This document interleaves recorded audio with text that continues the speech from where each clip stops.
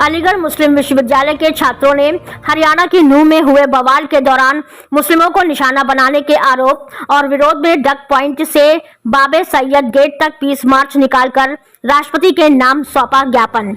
छात्रों ने सरकार से कट्टरपंथी लोगों के विरुद्ध कड़ी कार्रवाई करने और नूंह में मौलाना की हत्या करने वालों के विरुद्ध कड़ी कार्रवाई करने की मांग की।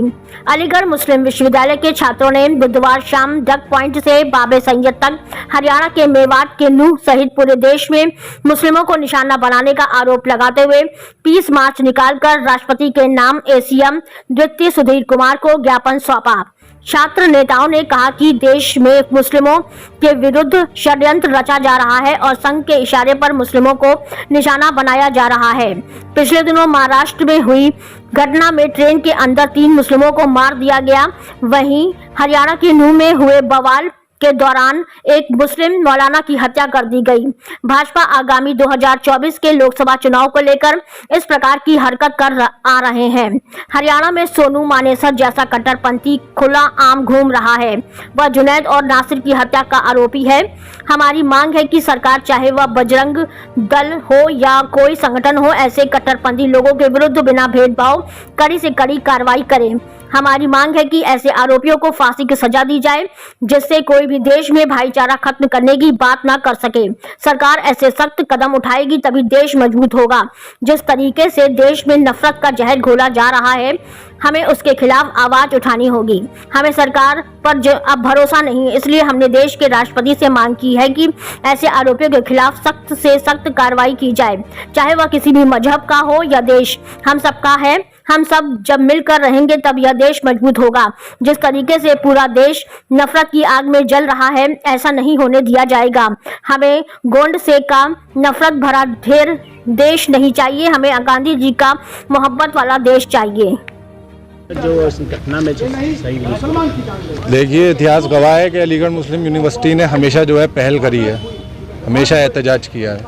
और अपनी बात में मैं एक छोटा सा उदाहरण ये दूंगा कि जो हमारे देश में स्थित इंडिया गेट है, उस पे जो 55,000 तकरीबन शहीद हैं जिनका नाम लिखा हुआ है, उसमें से 35,000 लोगों के नाम जो है वो मुसलमानों के। तो इससे बड़ा सबूत इस देश के लिए, इस देश की सरकार के लिए, केंद्र में बैठे मंत्रियों के लिए नहीं हो सकता जो मुसलमान अपनी देशभक्ति का दे दें। जो भी चीज़ें हो रही हैं सिर्फ मुसलमानों को उकसाने के लिए हो रही हैं।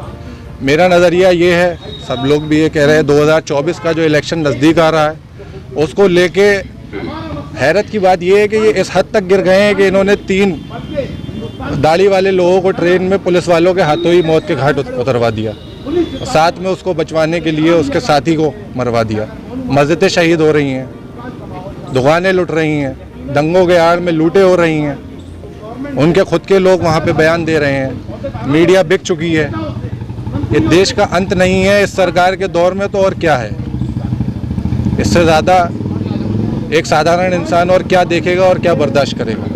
नाकाबिले बर्दाश्त चीज़ें हो रही हैं, लूटें हो रही हैं, सिर्फ और सिर्फ उकसाने के लिए। इससे घटिया राजनीति और कोई सरकार कर सकती है तो मुझे तो अंदाज़ा नहीं है कोई कर सकती है। साफ तौर पे 19 साल के एक मासूम मौलाना साहब, जिनका नाम साद था, बिहार स्टेट से गुड़गांव आते हैं अपनी रोजी रोटी के लिए, अपना पेट पालने के लिए। वो हमारी नज़र में और हर हिंदुस्तान के शहरी की नज़र में मासूम है, क्योंकि वो इमाम हैं, वो मस्जिद में नमाज़ पढ़ाते थे, उनका कोई कसूर नहीं। हिंदू युवा वाहिनी, RSS, बीजेपी के लोग वहाँ जाकर जुल्म ज़्यादती करते हैं, शर्म नहीं आई? सबसे पहले तो मुबारकबाद मैं हिंदुस्तान के वज़ीर आज़म को देना चाहता हूँ और इस उत्तर प्रदेश के मुखिया योगी आदित्यनाथ को देना चाहता हूँ कि उनकी तकरीर जो इस हिंदुस्तान में लगातार जारी हैं, जुल्म ज़्यादती के ऊपर लेके, इस हिंदू मुस्लिम के बंटवारे को लेके, खून खराबे को लेकर, मेरा ये सवाल है कि वो संवैधानिक पदों पर बैठे हैं, क्या उनको ये इस तरीके की तकरीर जिससे हिंदुस्तान टूट रहा है, लोगों के दिलों में दरार आ रही हैं, हिंदू मुस्लिम एक दूसरे की जानों के टूटे पड़ रहे हैं, क्या आपको शर्म नहीं आ रही? मेरा आपसे और ख़ास तौर पे मीडिया वालों से भी ये सवाल है कि नेशनल मुद्दे जब हिंदुस्तान के अंदर हिंदू मुस्लिम जो इंसानियत खतरे में है, उस चीज़ को लेकर कोई भी इस हिंदुस्तान के अंदर दंगा होता है तो ये नेशनल मीडिया नेशनल चैनलों पे क्यों नहीं चलाती है? पिछले 2 दिन के अंदर कोई भी नेशनल मीडिया पे इन मुद्दों को नहीं चलाया जा रहा है। उसकी वजह इस हिंदुस्तान के अंदर नरेंद्र मोदी साहब और योगी आदित्यनाथ को बढ़ावा देना है। उन मीडिया वालों के सामने खून खराबी की कोई हैसियत नहीं, उनके सामने नरेंद्र मोदी साहब और योगी आदित्यनाथ सबसे ऊपर हैं। इस हिंदुस्तान के मुसलमान, इस हिंदुस्तान के हिंदुओं और हिंदुस्तान के हिंदू के भाईचारा, इन सब के लिए कोई मायने नहीं रखता है। मैं पुरजोर मजम्मत करता हूँ। मैं साफ तौर पे हमारा सिर्फ एक ही जिन पे हम यकीन रखते हैं हिंदुस्तान के राष्ट्रपति से, मैं उनसे कहना चाहता हूँ कि आप इसको मद्देनज़र करें और आप साहब के लिए जो इस दुनिया से रुखसत हो गए हैं, उनके लिए, उनके परिवार के लिए कुछ ऐसे संविधान निकालें कि जिससे आने वाले वक्त में उनका परिवार इस तकलीफ से निकल के आए। और जिन आरएसएस के लोग, बीजेपी के लोग, मैं इनको इस हिंदुस्तान में आतंकी लोग कहूँगा। मैं इन लोगों को इस हिंदुस्तान के टुकड़े करने का सबसे बड़ा जिम्मेदार कहूँगा। इन लोगों को फांसी के फंदे पे लगा जाएं और पूरे परिवार को और जितने भी लोग इसमें शामिल हैं सब पे योगी आदित्यनाथ और इस हिंदुस्तान के प्राइम मिनिस्टर बिल्डोजर चलाएं और इन सबको नस्तनाबूद करें, क्योंकि हिंदुस्तान के माहौल को बिगाड़ने में इस आरएसएस का, इस बीजेपी के लोगों का सबसे बड़ा हाथ है। बहुत बहुत शुक्रिया।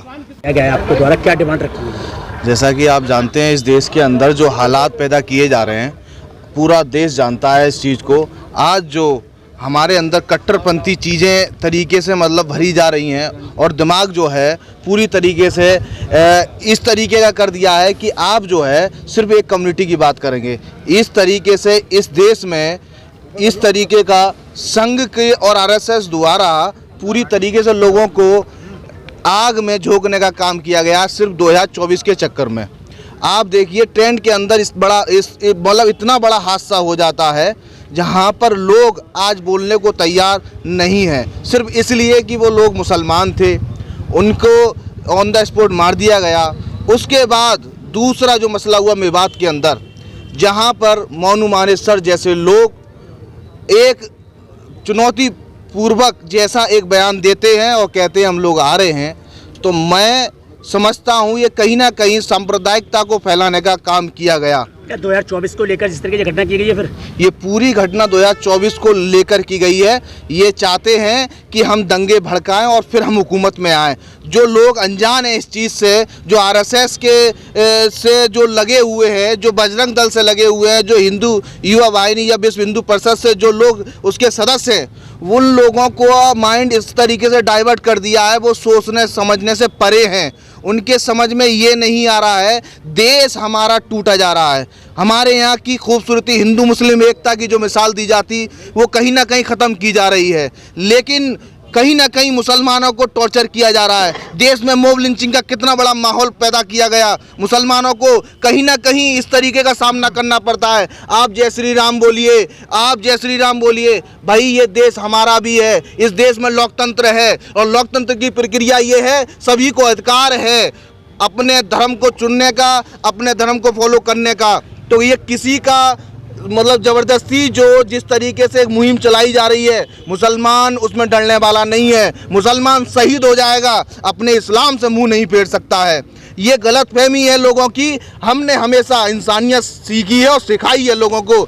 इस बात का इतिहास गवाह है। हमने हमेशा इंसानियत के काम किए हैं, हमने हमेशा मानवता का सबूत दिया है इस देश के अंदर, और हमारे बुजुर्गों ने अपनी जानें शहीद कर दी इस देश के लिए। आज हम ही को तुम पाकिस्तानी एजेंट और हम ही को आज जो है गुलाम समझ रहे हो। हम कभी तुम्हारी बातों में नहीं आएंगे। हम देश के लिए जैसे कल खड़े थे, हमारे पूर्वज खड़े थे, आज भी हम ऐसे ही इस देश के लिए खड़े हैं। अगर जान देने की जरूरत पड़ जाए तो अलीगढ़ मुस्लिम यूनिवर्सिटी का एक एक बच्चा अपने आप को कुर्बान कर सकता है। ये गलतफहमी में है और मैं कहना चाहता हूं कि मोनू मानेसर जैसे शख्स को बीच रोड पे फांसी दे देनी चाहिए, जिसकी वजह से पूरे देश का माहौल खराब हो गया है। मैं ये कहना चाहता हूं इस मीडिया के माध्यम से, अगर आप में सही दिखाने की ताकत है तो मैं चाहता हूं ये एडमिनिस्ट्रेशन तक और नरेंद्र मोदी तक ये बात पहुंचनी चाहिए कि मोनू मानेसर जैसे लोगों को बीच रोड पर फांसी देके ये इतिहास बनाना चाहिए कि हम कट्टरपंथी लोगों को बर्दाश्त नहीं करते हैं। और मैं इसके साथ ये भी चाहता हूं कि लोगों को इंसाफ दिया जाए और प्रशासन सही तरीके से इसकी जांच करे, हमारे साथ भेदभाव नहीं करे, क्योंकि हम लोगों पर अब जुल्म जितना बढ़ता जा रहा है, हम चुप बैठने वाले नहीं हैं। हम अपनी आवाज़ लोकतांत्रिक प्रक्रिया के आधार पर उठाते रहेंगे। उसे हमें उठाने से कोई माई का लाल नहीं रोक सकता इस देश के अंदर। ये अलीगढ़ मुस्लिम यूनिवर्सिटी के छात्रों द्वारा आज एक मेमोरेंडम दिया गया है। इसमें इनके द्वारा जो हरियाणा के नूह और गुरुग्राम में अभी विगत दिनों में जो घटनाएं हुई हैं और महाराष्ट्र की एक घटना का उल्लेख करते हुए इनके द्वारा उस पर कार्रवाई की तथा विक्टिम्स के कंपनसेशन की मांग के लिए माननीय राष्ट्रपति महोदया को संबोधित ज्ञापन है। ये ज्ञापन यथाशीघ्र आवश्यक कार्रवाई के लिए पहुंचा दिया जाएगा।